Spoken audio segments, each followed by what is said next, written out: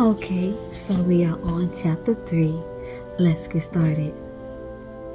Days later, Evangeline's heart was still racing. She didn't want to think about the contents of the Valerie ark.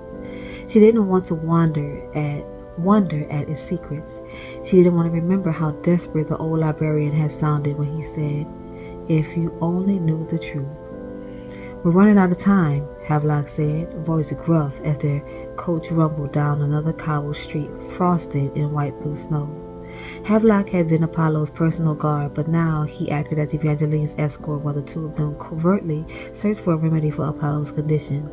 During the last week, they visited mystics and apothecaries, doctors of medicine and physicians of the mind.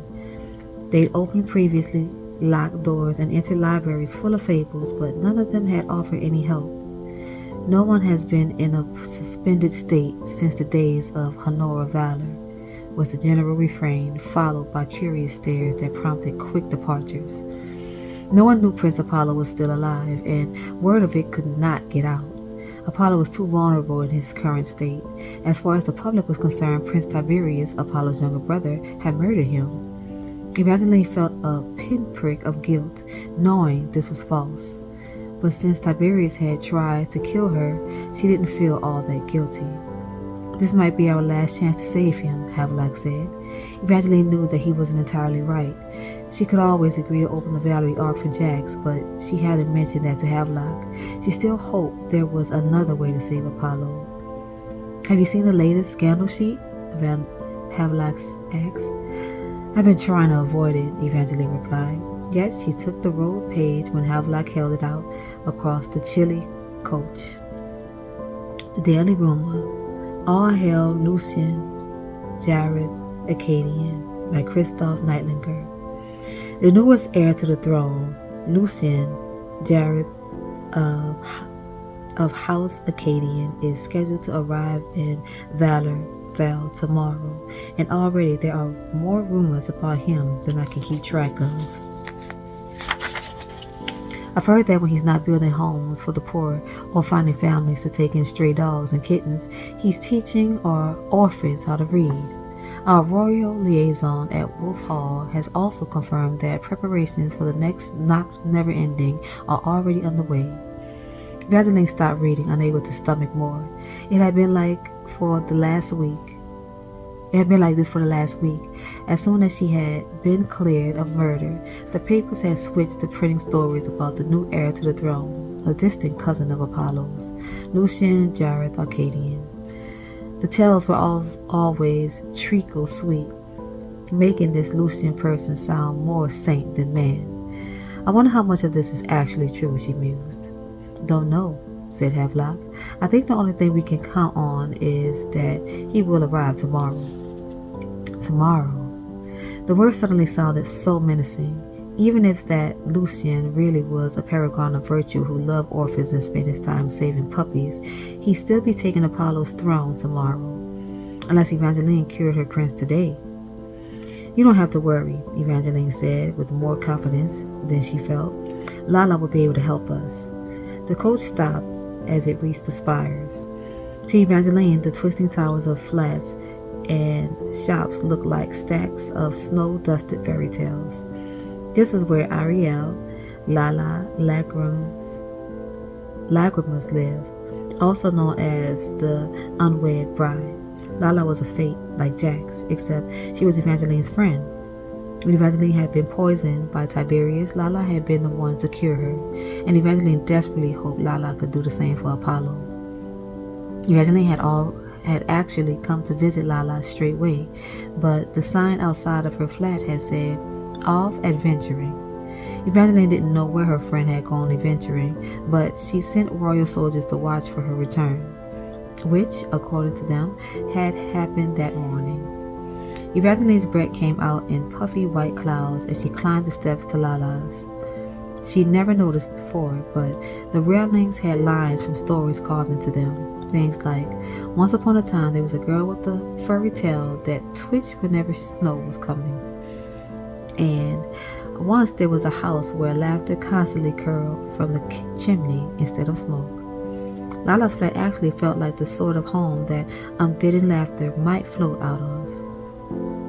The front was a cherry speckled yellow with a rounded white door that had a dragon head knocker. "Oh, my precious friend." Lala opened the door before Evangeline could knock, a blur of smiles and warmth as she captured Evangeline in a sort of hug that made it seem as if they'd known each other a lifetime instead of merely a few weeks. "You chose the perfect time for a visit. I have so much to tell you." While Havelock stood guard outside, Lala ushered Evangeline into the flat with steps that bordered on bubbly, though her living quarters felt quite the opposite. As soon as she crossed the threshold, Evangeline saw that it was not the same warm, welcoming space it had been before.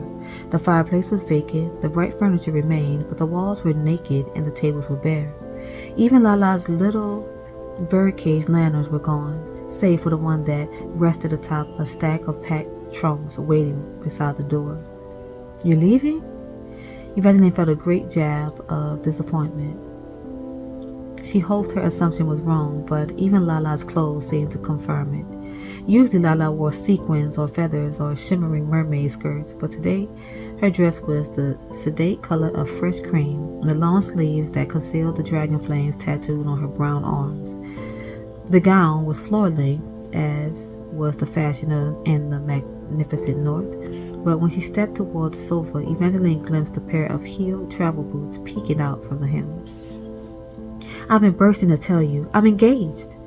Lala thrust out her arm, showing off a thick engagement cuff, gold and gleaming, and as pretty as the ecstatic smile now curling Lala's lips. "His name is Lord Robin Slaughterwood. It's a rather ghastly surname, I know, but it's not as if I'll actually be adopting it, since, you know."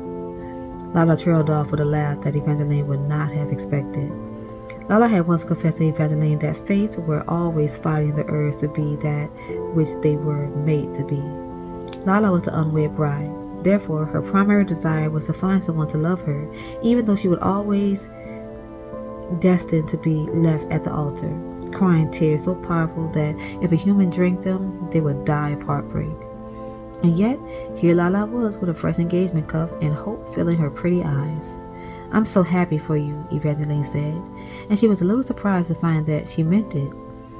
If Evangeline had been in the same place months ago, she might have asked Lala if she really thought this brief happiness was worth the inevitable heartbreak.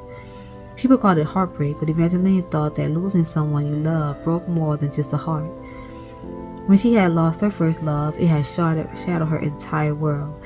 And yet, despite all of that pain, here she was, hoping not just to save Apollo's life, but to have another chance at love with him. "I hope Slaughterwood Castle is near," Evangeline said. "I would love to be able to visit." "I would adore that," Lala glowed. "Slaughterwood Castle is only one day's journey away, and I requested a long engagement, so hopefully I'll be able to throw lots of parties." Lala's boots clacked across the wood floor as she went to one of her trunks and pulled out a beehive cake, because, of course, she had cake packed away, along with cutlery and golden plates shaped like hearts. Eventually knew she needed to ask about a cure for Apollo. As Havelock had reminded her, she didn't have much time, but celebrating another person's joy was important, and Lala was her only friend in the north. Evangeline gave herself a few minutes to enjoy the cake along with her friend's happiness as Lala told the tale of how she and Robin had met and became engaged in just a matter of days. If you ever want to get married again, pretending to be a damsel in distress always seemed to work for me in the north. Evangeline laughed, but it must not have been very convincing. Lala's face immediately fell. Her eyes flickered over Evangeline's gown. She'd taken off her cloak, revealing a northern morning gown, pure white silk covered in an elaborate design of black velvet webbing. "Oh, my friend, I'm so sorry. I forgot you're still in mourning for Apollo. This has all been quite insensitive of me, hasn't it?" As a fate, Lala did not experience the same rage of human emotions, but this was actually one of the things that Evangeline liked about her friend.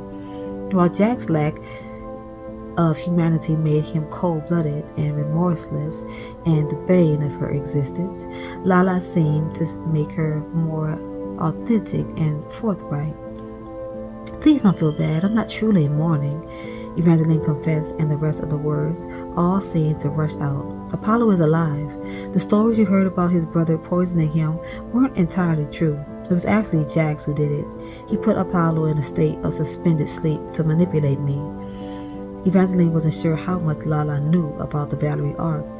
Apollo had once told her that the Northerns believed the stories to be more fairy tale than fact, and very few people knew what the prophecy was. So Evangeline explained almost everything.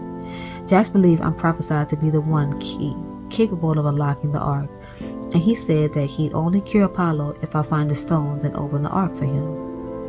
"Oh my," Lala paled, skin going gray as her eyes took on a doe-like fright. It was the first time Evangeline had ever seen her close to scared. "Don't worry," Evangeline said quickly. "I'm not planning on opening the ark for Jax. I came here to see if you could cure Apollo." "I'm so sorry, my friend. Although I do know a bit about potions and spells, the ones I've used were not generally for good, and I've never put anyone in a suspended state. It's very old magic. I believe Honora Valor will use it during wars when there were too many people to mend at once. She suspended those that she and her other healers couldn't get to right away." Evangeline tried not to be disappointed. This was more or less what other healers had told me. "Are you sure you don't know anything else? I'll take any information you have. The new heir arrives tomorrow and—" "You should open the ark for Jax," Lala interrupted. "What?" Evangeline thought perhaps she misunderstood. Moments ago, Evangeline would have sworn that Lala had looked haunted, but now her gaze was clear. Had Evangeline misread her before, or was she misreading her now? "Don't you want to save Apollo?" Lala asked. Evangeline felt a shiver of guilt. There were moments when she asked herself this question as well. She wanted to save him, but sometimes she feared she didn't want it enough. She couldn't say that she and Apollo were in love, but she did feel a tie to him. They were connected. She wasn't sure if it was a remnant of Jack's love spell, if it was their marriage vows, or if fate had simply entwined their paths, but she knew her future was linked to his. She thought of the letter she tucked away in her pocket, the one she memorized because she read it so much. "Dear Evangeline, I wish you could have met my parents. I think they would have loved you, and I imagine they would have said that I don't deserve you. You and I do not know each other well. I know this, but I want to know you. I want to make you happy. This week, perhaps, I have tried a little too hard, but I've never done this before, and I don't want to I don't want to muck it up. I'm sure I will at some point in our future, but I promise you this. Evangeline Fox, whatever happens, I will always try. I only ask that you do the same. My mother used to say, the secret to staying in love is having someone who will catch you when you start to fall out of it. And I promise to always catch you. Faithfully and forever yours, Apollo." Evangeline had found the note in Apollo's chamber after she'd been cleared of his murder. At first, the words had made her cry. Then the words had made her hope. Apollo had been under a love spell the entire time they'd been engaged, but she swore there were moments of affection that had felt real between them. This letter felt like confirmation of that. It felt real and made her believe even more that Apollo had truly experienced times when he wasn't under a spell. This letter didn't feel like the writing of a bewitched young man. It felt like a genuine glimpse of the prince, a prince who felt the same way as she did. "I wanted to do whatever it takes to save Apollo, except for opening the ark for Jax. You can't really think I should do that." Lala pursed her lips, looking briefly torn. But when she spoke again, her voice was resolute and clear and perfectly disturbing. "The Valerie does not hold what you think. If I were you, I would open the ark." "You know what's inside it?" Evangeline asked. The Valerie is either a treasure chest, which protects the Valor's greatest magical gifts, or is a door to an enchanted prison that locks away all manner of magic beings, including an abomination that the Valor's created.